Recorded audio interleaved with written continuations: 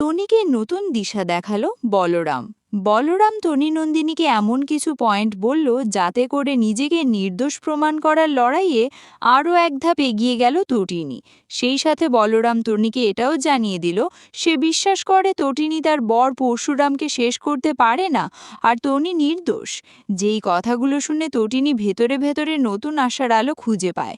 অন্যদিকে দেখানো হয় পরশুরাম তার অপরাধীদের একে একে শাস্তি দিচ্ছে আর এই কেসে কারা কারা জড়িয়ে আছে সব তথ্য নিচ্ছে। পরশুরাম জানতে পারে বিজিত লাহেরি তাকে গঙ্গার জলে ভাসিয়ে দিয়েছিল, কিন্তু পরশুরাম যখন জানতে চেষ্টা করে তাকে কে শ্যুট করেছিল তখনই সেই গুন্ডা তটিনীর নাম বলে, যেটা শুনে পরশুরামের মন ভেঙে যায়। বন্ধুরা, পরশুরাম ধারাবাহিকের রাজিকের পর্বে দেখানো হয়েছে পরশুরাম ন্যাপা নামের সেই গুন্ডাটার দিকে চেম্বার চালিয়ে দেয়। এরপরই পরশুরাম অসুস্থ বোধ করে, তার চোখে সব কিছু ঝাপসা হতে থাকে। তখনই সেখানে ছুটে আসে শীতল। শীতল এসে পরশুরামকে বলে, কি করছো তুমি? কেন নিজের জীবন নিয়ে ছেলে খেলা করছো? প্লিজ আমার কথা শোনো, হসপিটালে যেতে হবে তোমাকে। পরশুরাম বলে, আমাকে নিয়ে চলো শীতল। এই বলতেই পরশুরাম সব কিছু ঝাপসা দেয় আর জ্ঞান হারিয়ে মাটিতে পড়ে যায়।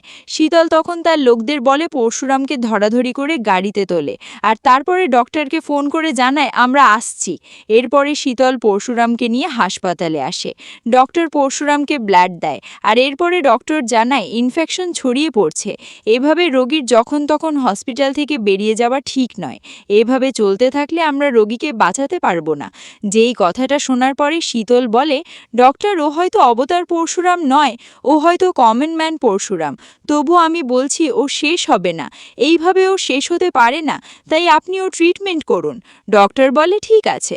এরপরে ডক্টর নার্সকে বলে ওনাকে হসপিটালে থাকতে হবে, উনি যদি যেতে চান জোর করেই রাখতে হবে, আমরা আমাদের পেশেন্টকে এভাবে বিপদের মুখে ফেলতে পারি না।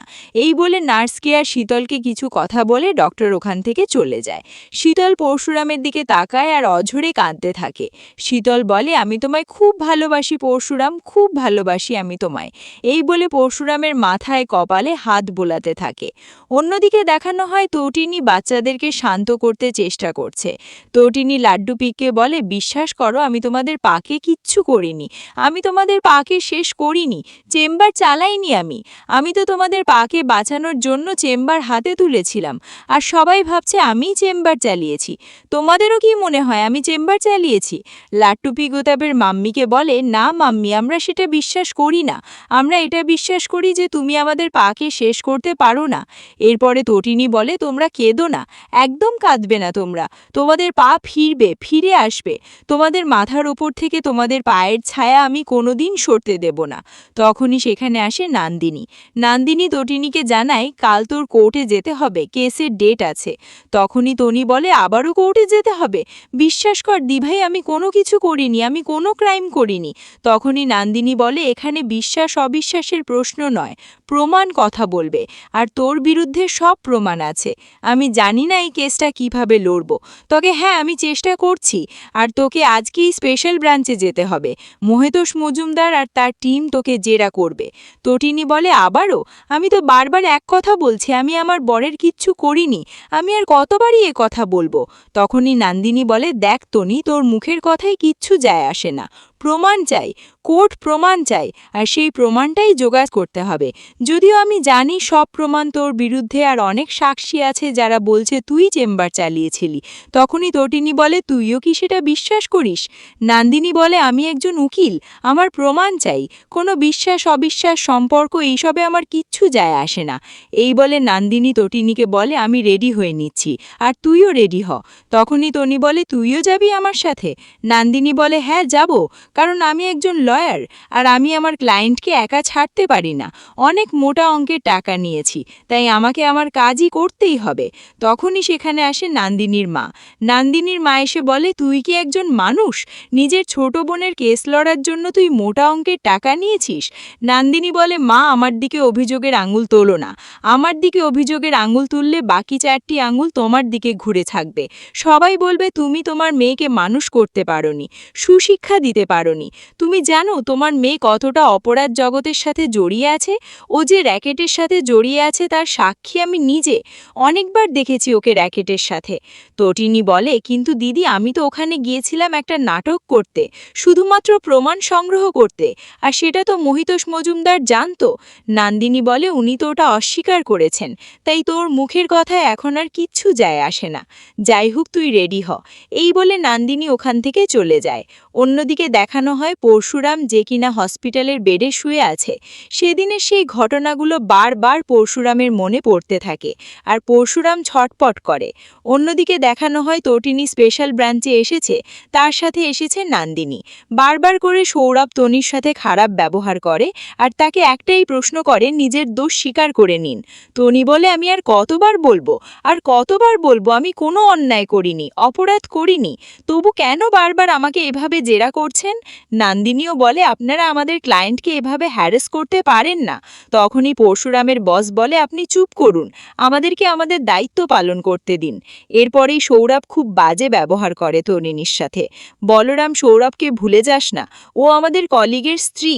তখনই সৌরভ বলে, আর ও আমাদের কলিগকে শেষ করেছে, সেজন্য ওর সাথে কী ভাষায় কথা বলবো সেটা আমি ঠিক করব।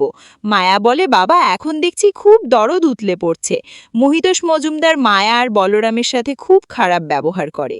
বলরামকে ওখান থেকে বের হয়ে যেতে বলে। বলরাম বলে, আমি বের হয়ে যাচ্ছি স্যার, তবে একটা কথা বলে যেতে চাই, যেটা তটিনী গাঙ্গুলি আর নন্দিনী মুখার্জির শোনার প্রয়োজন আছে। আচ্ছা, একটা কথা বলুন তো স্যার, আমাদের কলিগ শিবপ্রসাদ গাঙ্গুলি ওরফে পরশুরামকে যেই চেম্বার দিয়ে তাকে শেষ করা হয়েছে, আসলে সেই চেম্বারটা যে তটিনী গাঙ্গুলির কাছে ছিল তার কি প্রমাণ আছে? তটিনী গাঙ্গুলির কাছে যে চেম্বার ছিল সেই চেম্বারের গুলি যে পরশুরামের গায়ে লেগেছে তারই বা কি প্রমাণ আছে?